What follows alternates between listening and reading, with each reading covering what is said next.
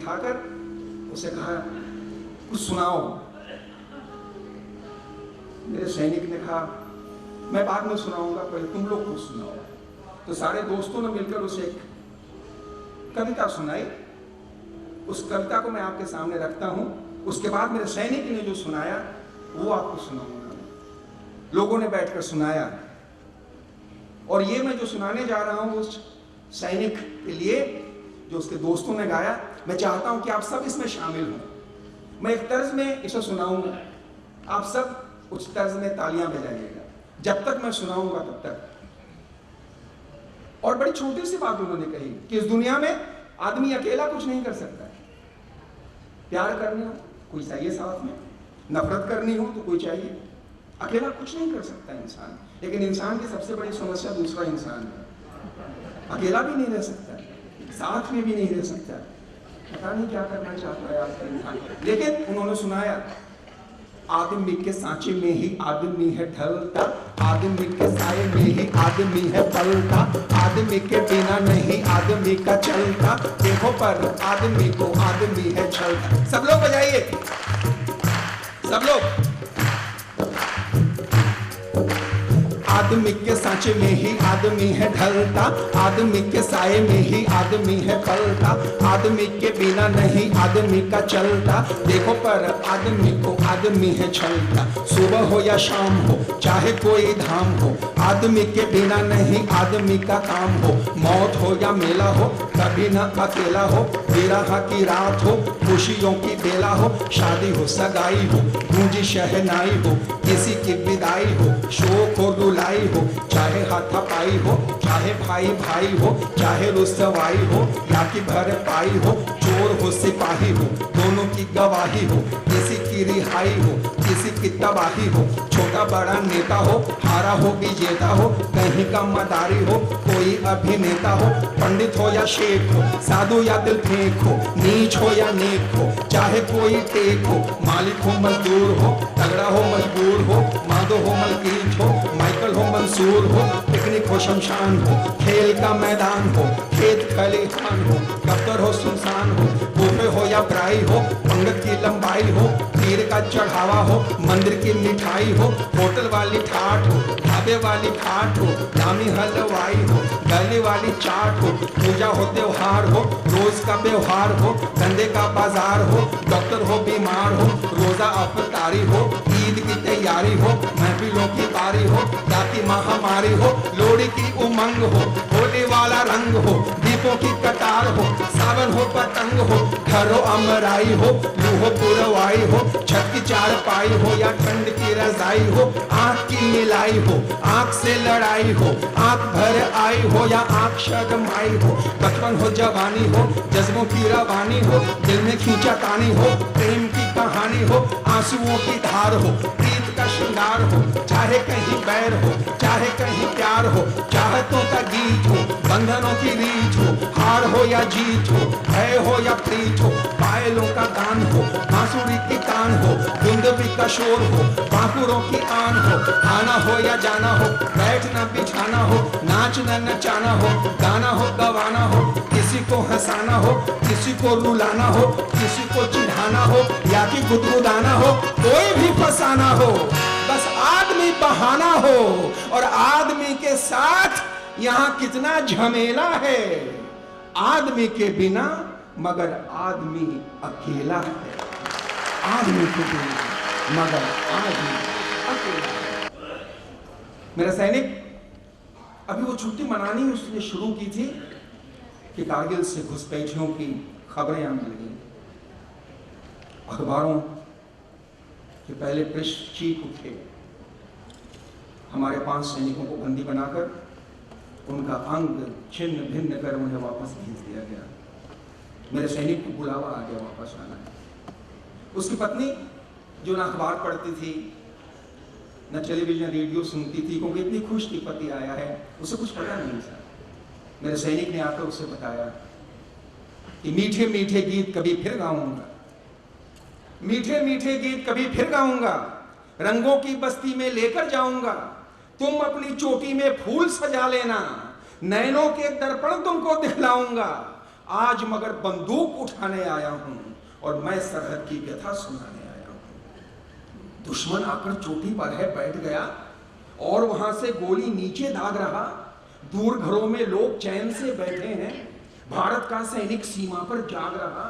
दुर्गम पर्वत पर्वा है बढ़ता जाता, लड़ता गिरता उठता है फिर चलता है। बर्फीली वादी में खून उबलता है, साहस से बढ़ते बढ़ते जो झेल रहा, सीने के वे घाव दिखाने आया हूं, मैं सरहद की व्यथा सुनाने आया हूं। कितनी माताओं के आंचल भीग गए, कितनी बहुओं ने सिंदूर मिटाया है, कितनी बहनों के भाई कुर्बान हुए, कितने जाबाजों ने प्राण गंवाया है, कितनों ने बढ़कर कितने आघात सहे, कई यातनाओं का भार उठाया है। याद कीजिए सौरभ कालिया और उनके 5 साथियों को, जिन्हें 21 दिन तक बंदी बनाकर हर दिन उनके देह के साथ, उनके मन के साथ खिलवाड़ किया गया, जिनकी आंखें निकाल ली गई, जिनकी उंगलियां काट दी गई और उनके शव को उसके बाद लाकर वापस सरहद पर फेंक दिया गया और हमारी सरकार खामोश। मैंने उस दिन बड़े गुस्से में कहा था कि जो देश केवल अपने विगत के गौरव को गाता है वो मुर्दा देश है। देश अगर अपने विगत के गौरव को भूल जाए तो भी कोई बड़ी बात नहीं है, लेकिन जो देश अपने शहीदों के अपमान को मौन स्वीकार कर लेता है वो एक मृत देश है।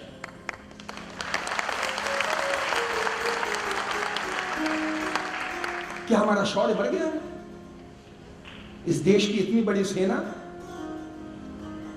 अगर आदेश मिले तो क्या नहीं कर सकती है सेना?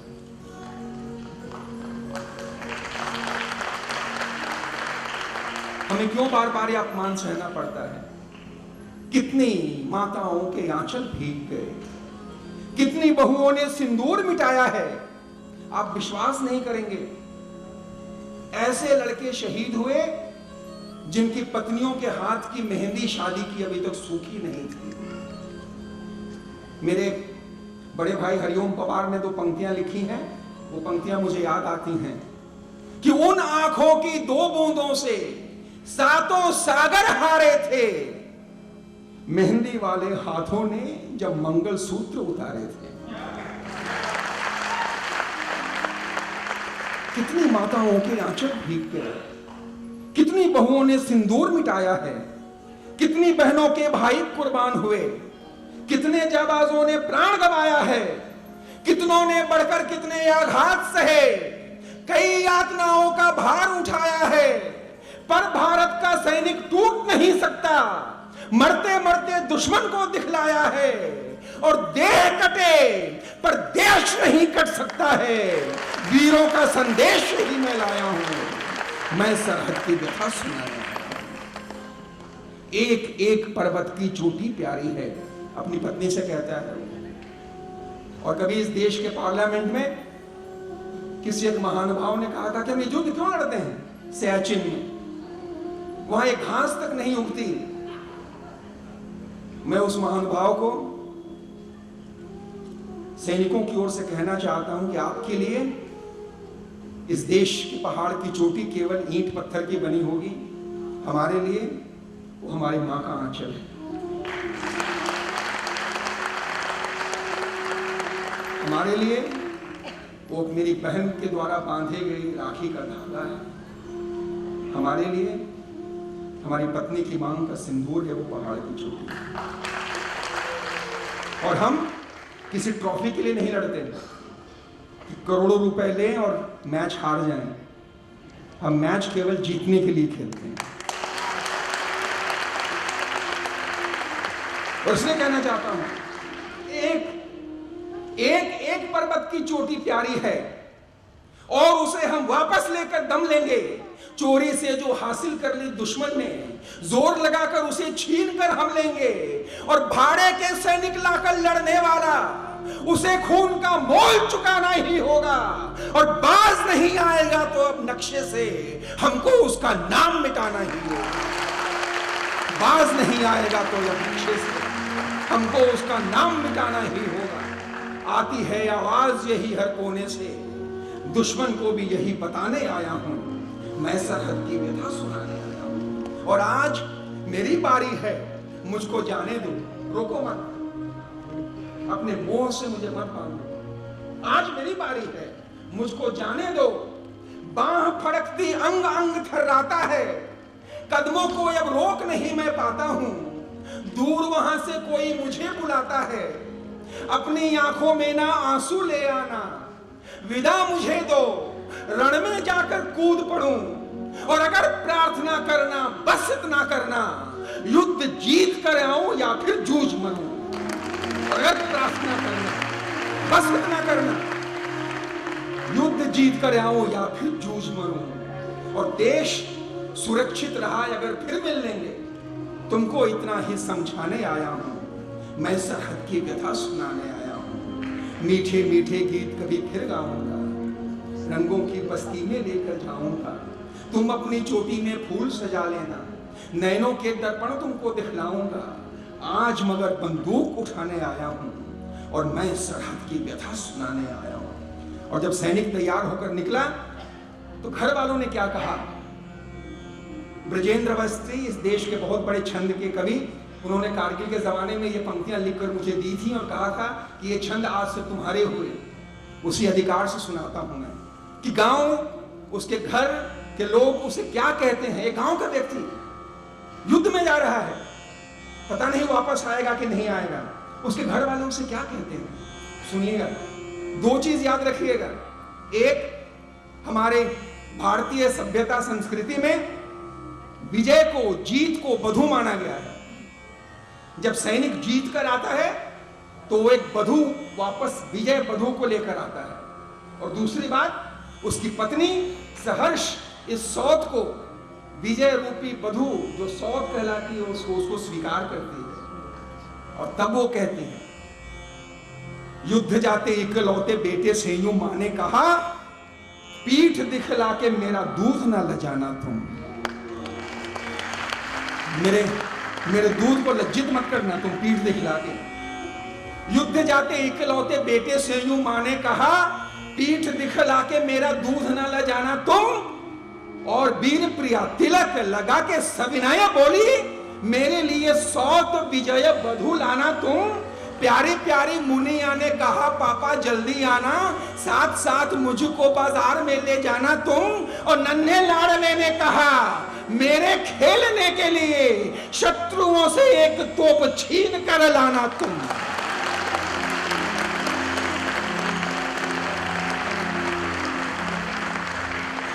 युद्ध जाते इकलौते बेटे से मां ने कहा, पीठ दिखला के मेरा दूध ना ले जाना तुम। वीर प्रिया तिलक लगा के सविनय बोली, मेरे लिए सौत विजय बधू लाना तुम। प्यारी प्यारी मुनिया ने कहा, पापा जल्दी आना, साथ साथ मुझको बाजार में घुमाना तुम। और नन्हे लाडले ने कहा, मेरे खेलने के लिए शत्रुओं से एक तोप छीन कर लाना तुम। और रण खेत में लगाना शत्रु के सिरों के बाग। तुम किसान के बेटे हो ना, तुम्हें खेती करनी आती है ना, तो रण क्षेत्र को बाग बना देना और शत्रुओं का मुंड सजा देना उस बाग में। रण खेत में लगाना शत्रु के सिरों के बाग। खेत की कसम तुम्हें बाग की कसम है। बूढ़ी मां के मस्तक पे बांध देना पूरा पाग।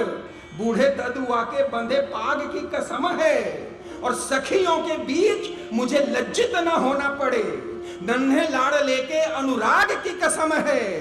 आगे बढ़ भर देना विजय बधू की मांग। तुम्हें मेरे मांग की सुहाग की कसम है। और तब उस सैनिक ने कहा, युद्ध जा रहा हूं, यहां तेरा बुरा हाल होगा। मैं जानता हूं ये देश न शहीदों की इज्जत करता है, ना उनके पीछे छोटे परिवारों की। मैं लेकिन कोई बात नहीं, मैं जानता हूं।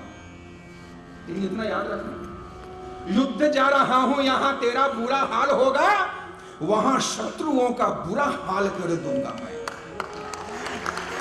युद्ध जा रहा हूं, युद्ध जा रहा हूं, यहां तेरा बुरा हाल होगा, वहां शत्रुओं का बुरा हाल कर दूंगा मैं। तेरे लाल गोटे वाले शाल की कसम मुझे।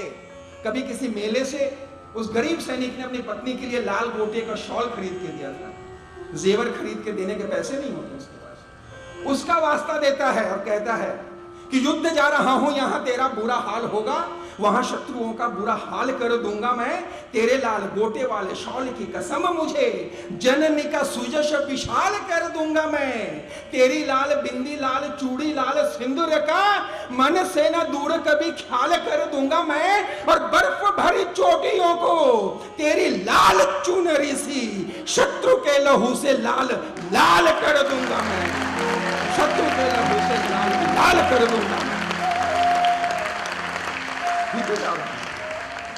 युद्ध जा रहा हूं, यहां तेरा बुरा हाल होगा, वहां शत्रुओं का बुरा हाल कर दूंगा मैं, तेरे लाल गोटे वाले शाल की कसम मुझे जननी का सुजश विशाल कर दूंगा मैं, तेरी लाल बिंदी लाल चूड़ी लाल सिंदूर का मन से न दूर कभी ख्याल कर दूंगा मैं, और बर्फ भरी चोटियों को तेरी लाल चुनरी सी शत्रु के लहू से लाल लाल कर दूंगा मैं, और गोद के लड़ेते लाल को बनाना मेरी भांति। बस तुमसे एक अनुरोध है कि तुम्हारे गोद में जो बच्चा खेल रहा है ना, उसे मेरी तरह सैनिक बनाना, गोद के लड़ेते लाल को बनाना मेरी भांति, कभी यह बात मन से विसारना नहीं, जा रहा हूं रण बीच शत्रु जीतने के लिए, तुम घर बैठ मन बीच हारना नहीं, और यदि मां के काम आऊं द्वार यदि लाया जाऊं तो भी तुम नयन से नीर ढारना नहीं, देश के शहीद कभी मरते नहीं हैं प्रिय, इसलिए विधवा का वेश धारना नहीं, देश के शहीद कभी मरते नहीं हैं प्रिय, इसलिए विधवा का वेश। मेरा सैनिक अपने घर से निकल पड़ा, कितने घरों से कितने नौजवान निकल पड़े, तब किसी ने पूछा कि क्यों तुमको पड़ी हुई थी सेना में जाने की, यहां भी तो नौकरी मिल सकती थी ना, नौकरी की कमी है क्या, कहीं दुकान खोल के बैठ जाते हैं, क्यों सेना में गए, अब देखो पता नहीं लौट के आओगे या नहीं आओगे। तब उसने कहा था, पूछते हो जानकर क्यों कठिन पथ हमने चुना है, पूछते हो जानकर क्यों कठिन पथ हमने चुना है, कंटकों की नोक पर क्यों ख्वाब रेशम का बुना है, पूछते हो क्या मिलेगा तन तपाकर जंगलों में, क्या कभी नरमी मिलेगी रेत पर चलते पलों में, दूर अपनों से कभी क्या नेह के झरने बहेंगे, पर्वतों पर जागते क्या स्वप्न आंखों में रहेंगे, और मुश्किलों की बोझ से क्या स्वप्न ना मर जाएंगे, और दिन जवानी के कभी क्या लौट कर फिर आएंगे।